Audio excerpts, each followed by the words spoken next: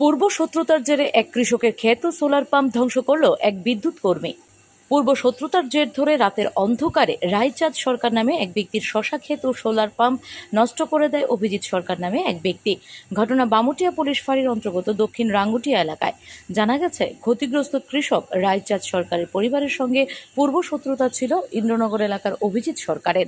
এর জের ধরেই শুক্রবার গভীর রাতে রায়চাঁদ সরকারের আধাকানি শশা ক্ষেত কেটে ধ্বংস করে দেয় অভিজিৎ সরকার।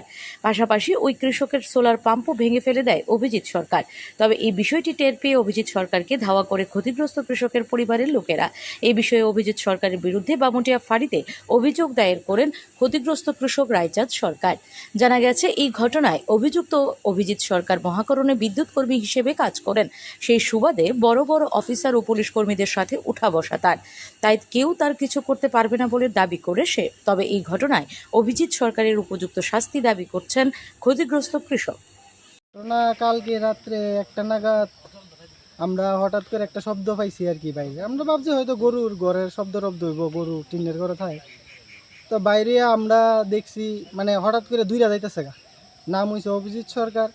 হ্যাঁ, প্রথমে আয়া মানে আমরা অনুমান করতে পারছি যে প্রথমে আয়া শশা ক্ষেতটি কাটার পরে ওই আমরা সোলার সাবমার্সেল বিজেপি সরকার দিছিল, তো এইটা নষ্ট করার পরে হয়তো তার মনে ইচ্ছা আসলো যে আমরা গড়ও আক্রমণ করব।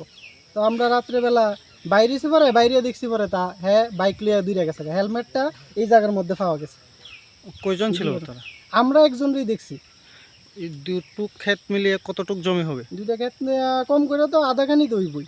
এই বিষয়টা তোমরা পুলিশকে জানিয়েছো? পুলিশে হ্যাঁ, এই তো ওখানে একটু আগে গিয়া রিপোর্ট করে আইছি। এই পুলিশে কইছে আইব আর কি। তোমার নাম? রূপন সরকার। জায়গার মালিকের নাম কি? Raichand Sarkar. Bureau report, PV north east.